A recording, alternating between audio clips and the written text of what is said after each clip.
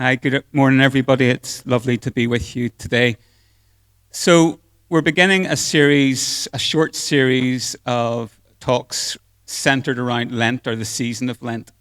And Tom is going to put up on the screen, aren't you, for me, the passage today, which we're going to begin with Luke 4, verses 1 to 13.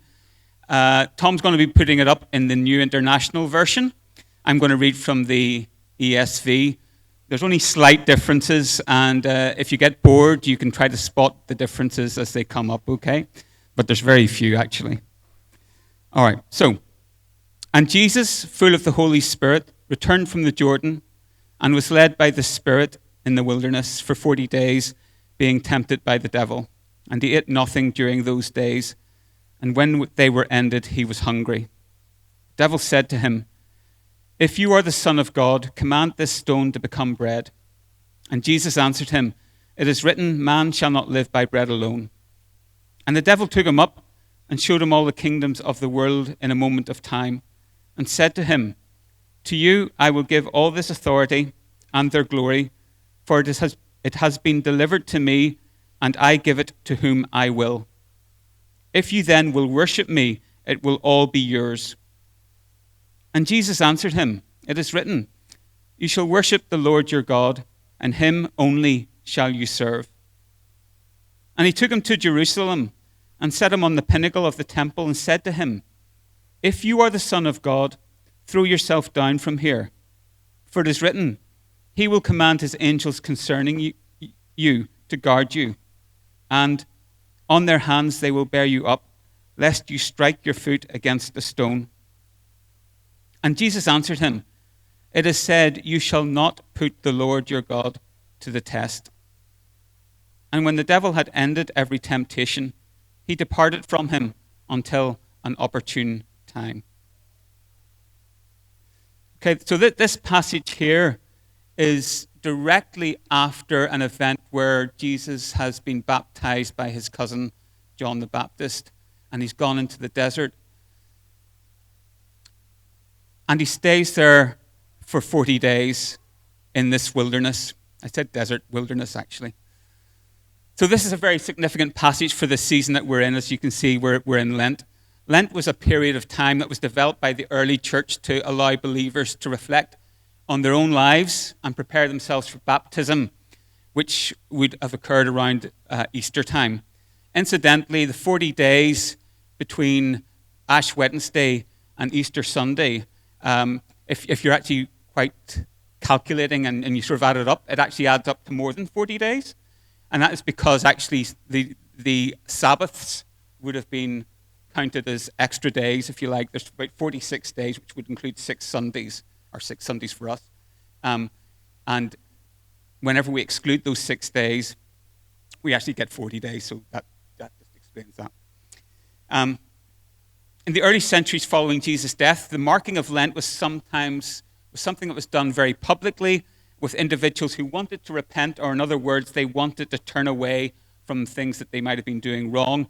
They would have dressed in torn clothing, and they would have covered themselves in dust, so it was a very public display of what they might have done during this period of Lent. They would have very intentionally decided to carry out a practice in that way. This practice still exists for some today in a more minor way. So some of you might be conscious of the fact that on Ash Wednesday, certain individuals might get a cross marked on their forehead. You may have seen that in certain traditions within Christianity. You'll see that happening. And it's a symbol that reflects the sense that individuals are remorseful for the things they've done wrong and that they wish to follow the ways of Jesus.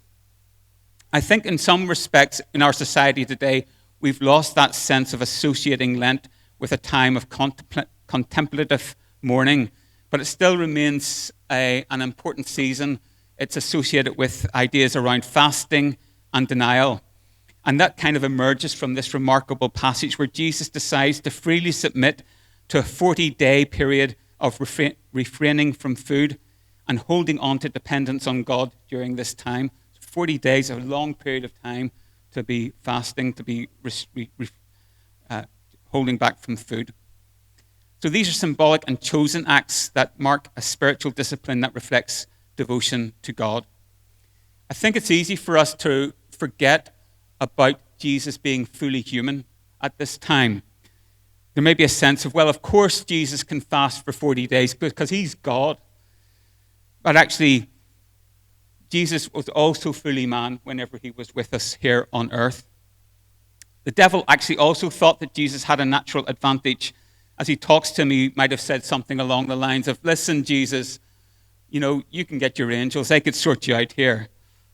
Listen, it's just me and you who are here at the moment. Nobody has to know about it. You just call down the angels and they'll sort you out. They'll help you. I'll keep stum. I'll not tell anybody. All right? So, no. This is part of Jesus' ministry and plan on earth. He wanted to fully embrace this humanity. He wanted to be like you and me in every respect. And this is important in what follows at Easter and informs the purpose of his death. He's a man who is willing to surrender his life for others. But it must be challenging to fast and deny ourselves for 40 days. My dad actually decided to do a 40-day fast on one occasion. And it was quite interesting just seeing him go through that. The first few days were really, really tough. He would tell you that the first 3 or 4 days, you're really hungry. Probably not surprisingly. You're absolutely starving. You really want food. But then after about 4 days, your appetite actually goes and you're kind of okay. And he kept going until about 24, 25 days. And then at that point, he actually did begin to feel a bit sick. And so he called the doctor, and the doctor told him, right, you need to call time on the fast, and you need to go back on to start eating things again. So it's a very difficult thing to actually do, a 40-day fast, to get through it all. So this is a real challenge that Jesus is taking on here. Jesus' time in the wilderness feels chosen, but it's also clear in the text, in this gospel, Luke's gospel, it's also an event which is recorded in Matthew and Mark's gospel. And in all three, they indicate that it's the Holy Spirit, who's another aspect of God, that leads him into the desert, into the wilderness. And I think this is important because Jesus wouldn't necessarily naturally choose to do this, but he wishes to abide with the Spirit's leading. He wants to go alongside with what the Spirit is telling him to do. As Jesus alludes to elsewhere, he is willing to take from the cup that is his mission here on earth. And as you can see, one of the things that happens is that Jesus meets the devil in the wilderness, which is extraordinary, isn't it, to have the devil come and actually meet and talk with you? Not something I would recommend for any of you at all.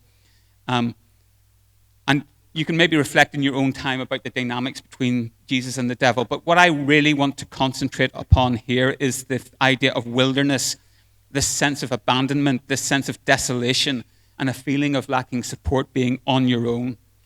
According to the Bible Project, wilderness is a place of danger, testing, and where one requires trust in God's care. I think it's interesting to picture the idea of wilderness. Whenever I've seen this visualized in films, it always looks like desert or rocky terrain where there's nothing around, there's no vegetation. Yet Mark's gospel actually adds a pertinent detail that the other two don't. Mark doesn't actually say much about Jesus' time in the wilderness. He sort of just mentions the fact he's tempted by the devil, but doesn't describe it in the way that Matthew and Luke do. However, what Mark does indicate is that actually Jesus encounters wild animals during this time, something which we might forget. So what kind of animals? I actually looked this up, and some sources indicate that there might have been hyenas, might have been wolves, might have been lions, might have been bears. Whichever of these animals you may be thinking of, these are actually significantly dangerous animals. So there's a significant threat to being in the wilderness on your own, where all these animals are roaming around. He's not calling on help from angels, as we've just talked about. And he would need it to have been on constant alert about the threat of those particular animals. So Jesus is not just facing hardship from the wilderness itself, but there are actually external hazards as well, which he might be encountering. The 40 days are no accident either. This echoes a story early on in the Bible where the children of Israel have fled from slavery in Egypt and they're trying to reach what is called a promised land. And I don't have time to go into detail here, but through a series of misadventures, the Israelites actually spend a little longer getting to the promised land than they had initially intended. They probably thought it would take them a few months. They'd be in by summer, that sort of thing. But actually, it took them 40 years. 40 years, a lifetime of wandering around the wilderness, and in a way in which actually many of those travelers died along the way.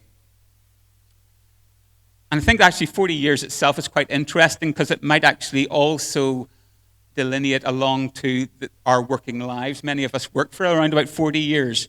And for some of us, you may think about that idea of the daily grind and trying to get through your day and really pining for the weekend. And in some ways, in a small way, that kind of echoes that experience of wilderness that the Israelites actually did experience. They became so disappointed and angry at times that they actually expressed a desire to return to slavery in Egypt. So the point is the whole idea of wilderness is painful, it's unappealing. We often use it in church to think about a sense of enduring through a period of time when God feels absent or distant, or when things around us feel insurmountable. So, like for Jesus, wilderness means both absence and also danger from or fear of others, and many of us can relate to this at times. In my opinion, I think the book in the Bible that most explicitly reflects on a sense of hardship and absence is the book of Job. This is a story which is located right in the middle of the Old Testament, and it tells the tale of a man from the most ancient of times, a story that in many respects is relatable and echoes the experiences of many of us at different points in our lives. When Job is actually introduced to us, he's actually a very successful man. He's had success in his personal and his working life, but he's also devoted to God. And in a way which sort of echoes what actually then happens with Jesus in the wilderness, the devil turns up and speaks to God about Job. And the devil says to God, well, no wonder he's devoted to you. Look how you've blessed him. Look what you've actually given to him. You take everything away from him, and you'll see whether he still wants to worship you or not. And God lets the devil do that. And Job does indeed lose everything, apart from his own life. Job has been framed as a book which is all about suffering.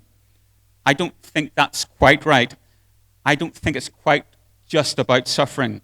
It doesn't even try to attempt to answer the thorny question of what is suffering and why do we experience suffering. I think what it's more about, or what it's really about, is God's presence in times of suffering and God being there. I know for each and every one of us in the room that we will endure times of happiness, also times of hardness. And sometimes we talk about hardness or times of hardness as attacks from the devil. And for Job, that was literally the case. But actually, for most of us, sometimes it's just life. We're caught in the wilderness for reasons beyond our control. We're surrounded by wild animals because actually the people around us sometimes can be nasty and not nice. One of Job's friends, Eliphaz, tries to suggest to Job that he's probably done something wrong to endure the hardship that he's actually facing. And Job racks his brain, but he can't think of anything. Eliphaz has a kind of karmic thinking. In other words, you've done something bad, and that's the reason why you're experiencing all these hardships. That makes sense to Eliphaz. That's what's going on here.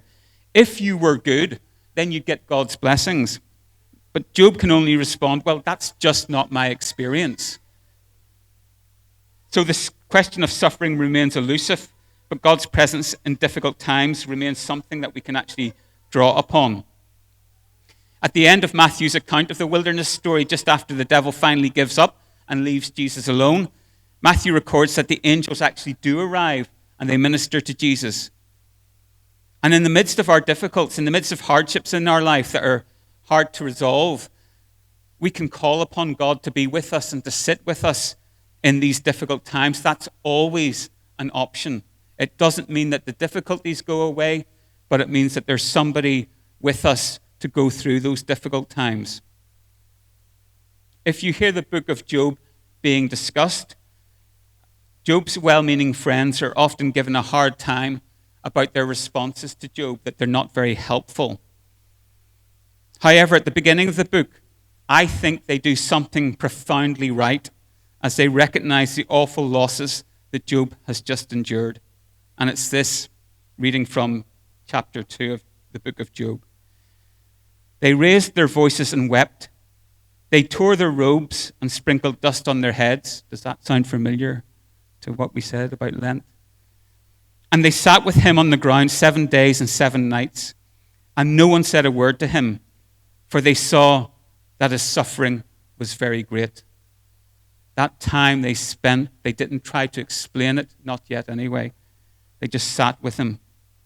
Here we see compassion, a word that literally means suffering with or suffering together. So whenever we think about compassion, it is tied up with that idea of tuning in to somebody's suffering, to actually trying to experience and recognize how individuals do suffer. And Job's friends actually had an empathetic response at this time. It reminds us of the Lenten season, how individuals deny themselves, how they might receive the sign of the cross, might even wear torn clothing, and they remember the very human condition of suffering. That's something which is usually universal. They do not explain it, they sit with it. And there's something about having someone alongside you to share the pain that helps alleviate the weight of this burden. And I believe that remains true today. And so in finishing, I want us all to consider, how would you like God to sit alongside you in the midst of the pain and the agony and the absence that you might feel? I want to just say to you that he is there. He is willing to work alongside you. He is willing to be there with you in all those difficult times, those difficult experiences that you might have. As I say, they may not be alleviated, but there's somebody who's willing to sit alongside you during those times. Will you trust him to draw close to you? Will you let him offer the comfort of his presence during this time?